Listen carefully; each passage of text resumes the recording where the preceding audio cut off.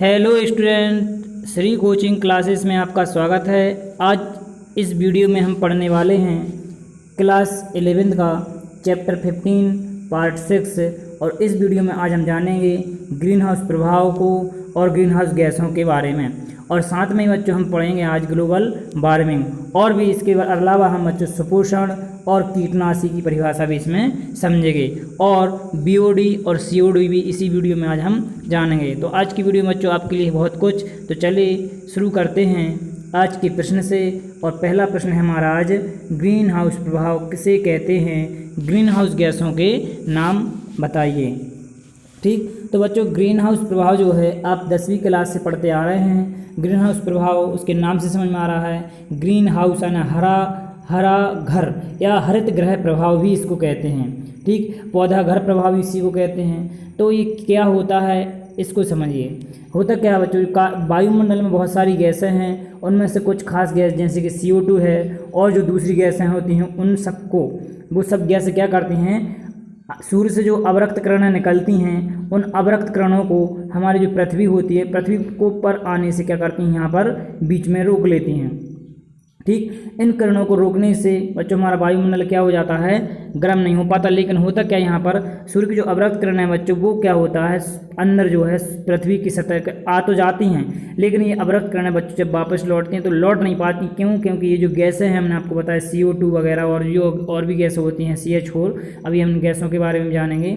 Methane होता है ना, कार्बन डाइऑक्साइड होता है, जलवाष्प होती है, ये सब क्या करती हैं, इधर एक कंबल की तरह कार्य करने लगती हैं, जो किरणों को आने तो देती हैं लेकिन बाहर जो है गर्मी को नहीं जाने देती हैं, जिसकी वजह से अंदर पृथ्वी के चारों तरफ का वायुमंडल कैसा हो जाता है, गर्म हो जाता है। और इसी को हम क्या कहते हैं, ग्रीन हाउस प्रभाव या हरित गृह प्रभाव कहते हैं। तो देखिए परिभाषा भी यही है कि कार्बन डाइऑक्साइड यानी CO2, कार्बन डाइऑक्साइड तथा दूसरी गैसों के द्वारा अवरक्त विकिरण या बच्चों वितरण लिखा गया है, आपको क्या करना है, विकिरण करना है।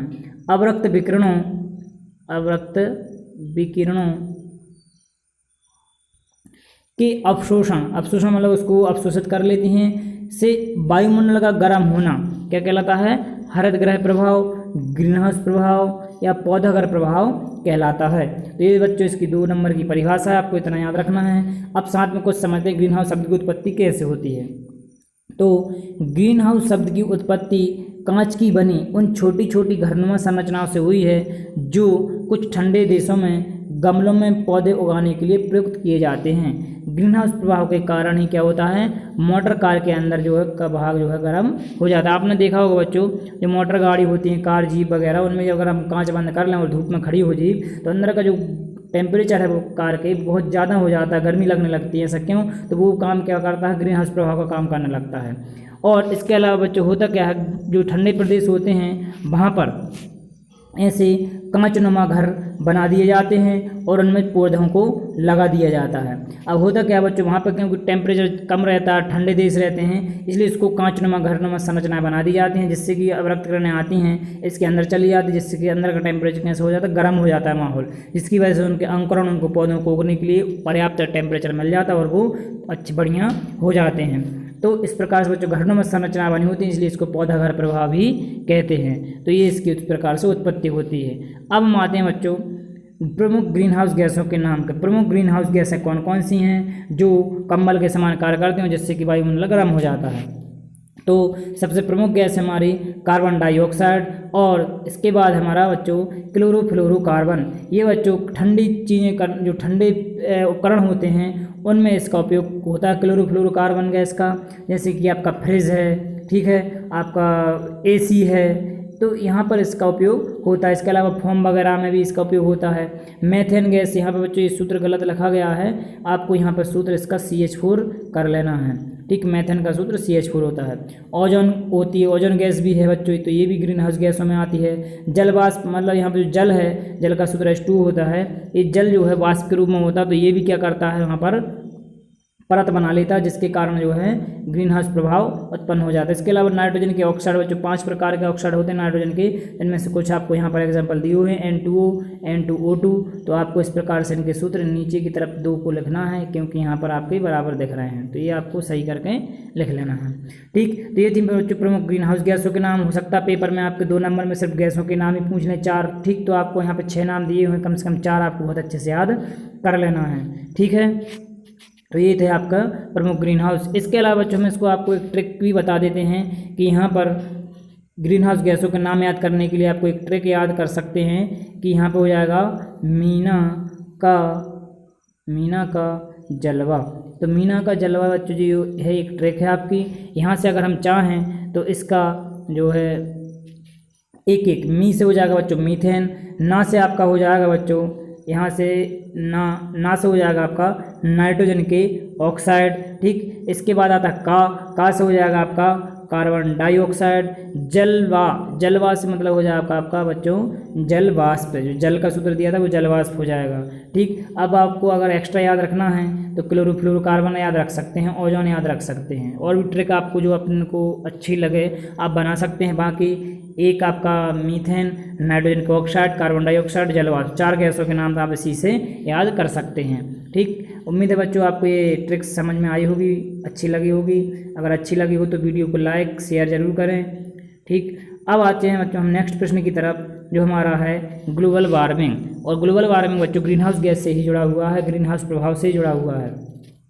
इस प्रश्न में हमको ग्लोबल वार्मिंग और इसके प्रमुख कारणों के बारे में जानना है। तो ग्लोबल वार्मिंग क्या होता है वो समझते हैं। तो ग्रीन हाउस गैसों के कारण, तो बच्चों हमने अभी ग्रीन हाउस गैसों के बारे में पढ़ा 6 प्रकार, कम से कम 6 गैसों के बारे में। तो ग्रीन हाउस गैसों के कारण पृथ्वी के तापमान में जो वृद्धि होती है उसे हम क्या कहते हैं, ग्लोबल वार्मिंग कहते हैं। इसे वैश्विक तापन, ठीक, वैश्विक तापन माने पूरे विश्व का तापमान में जो वृद्धि होती है उसे हम क्या कहते हैं, वैश्विक तापन भी कहते हैं। तो इसका एक नाम वैश्विक तापन भी है, ग्लोबल वार्मिंग इसका इंग्लिश शब्द है।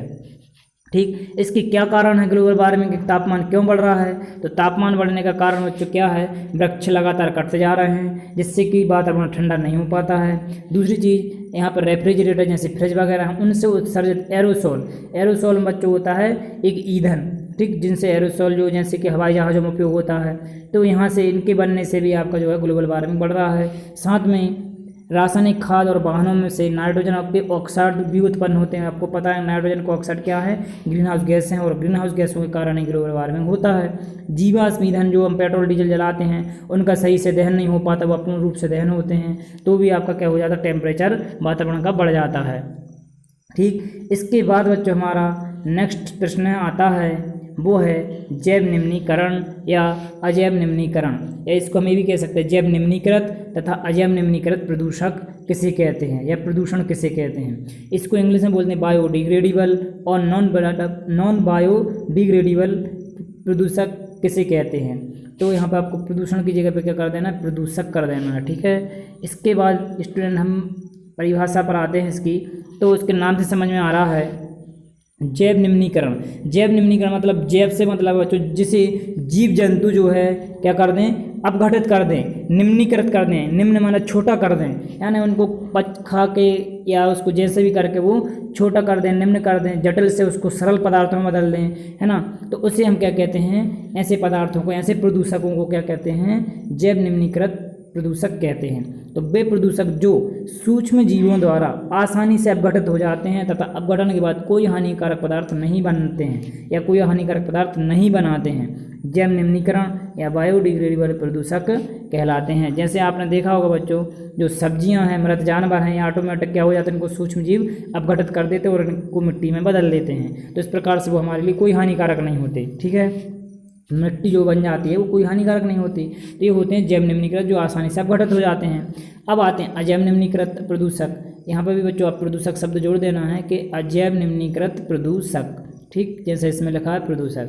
तो वे प्रदूषक जो सूक्ष्म जीवों द्वारा आसानी से अपघटित नहीं होते तथा अपघटन के बाद हानिकारक पदार्थ शेष रह जाते हैं। इसमें शेष रह जाते हैं बच्चों, अपघटन भी होता है लेकिन बहुत ही कम मात्रा में और शेष बच जाता है।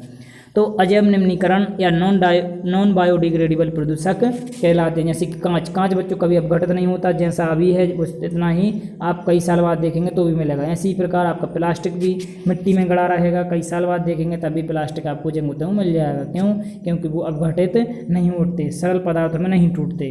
ठीक है, तो ये थे हमारे बच्चों ने जैव निम्नीकृत और अजैव निम्नीकृत प्रदूषक। अब हम बच्चों जो है बात करते हैं BOD और COD।